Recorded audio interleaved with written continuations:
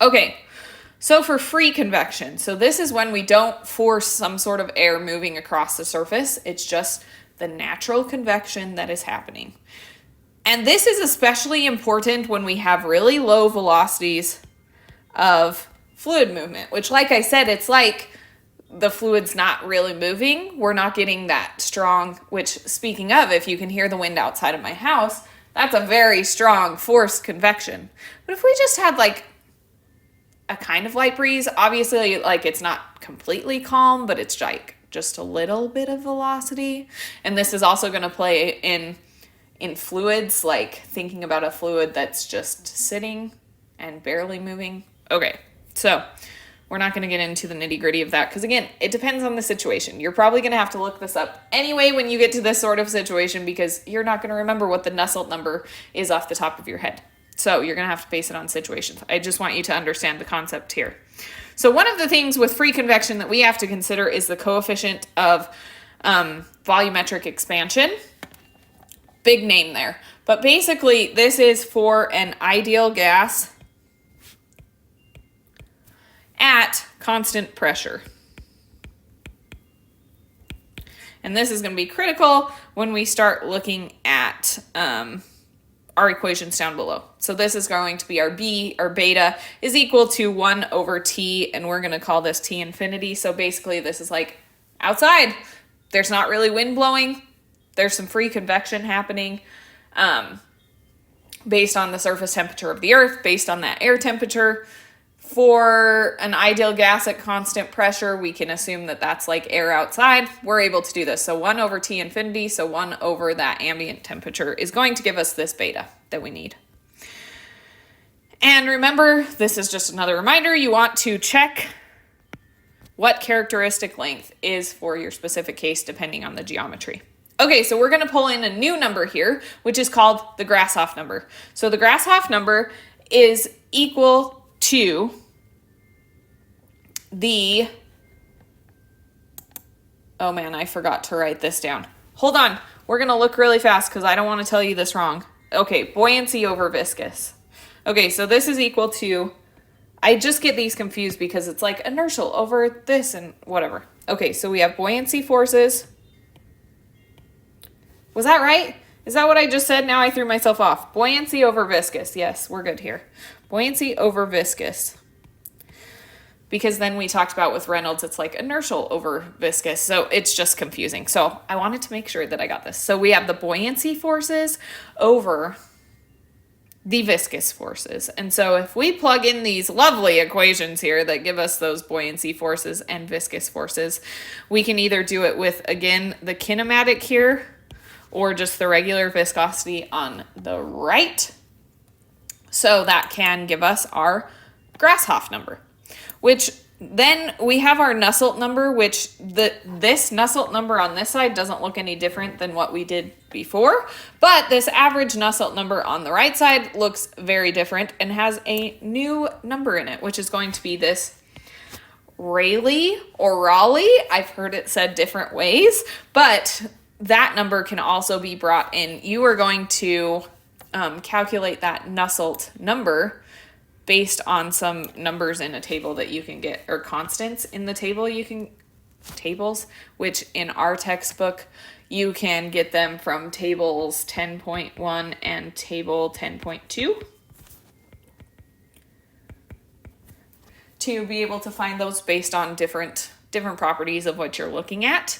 And our Rayleigh or Raleigh number, we're going to talk about next how we calculate. But so finding our average Nusselt number looks a little bit different in this sense because we can use, again, another unitless number. So there's your Nusselt number. It still has the same meaning here as what we talked about above. No different. But for Rayleigh number, this is going to be a function of the Grashof number and the Prandtl number. It's actually equal to Grashof times Prandtl. And if we plug those things in, we are going to get L cubed G beta delta T over the kinematic viscosity times thermal diffusivity. So kind of crazy things going on there. There's just a lot going on here. This is going to be one of those things like you've got to have a situation and sit down with it and think about it. But, oh, I should say too, so the Rayleigh number is kind of like our Reynolds number in this case. So if our Rayleigh number is less than 10 to the 9th, we have laminar free convection.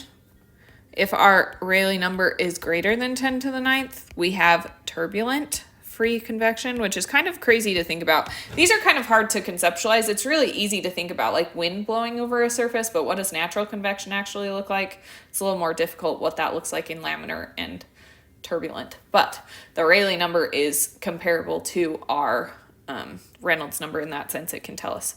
And again, we come to Prandtl. Prandtl looks no different here. It's the exact same equation that we had before. So last thing I want to talk about here is do I need to consider free convection? Because a lot of times we only consider forced convection just because it's so much more powerful than free convection. And so in a lot of cases, free convection becomes negligible. So we're going to have, in our textbook, they call it LT. I don't know what that stands for. In other places, they just talk about a ratio of Grashof over Reynolds squared. So in this case, you're going to have a situation where you may have forced convection, but there may also be free convection. So you are going to compare, here's again, one of those examples. We have buoyancy forces compared to inertial forces.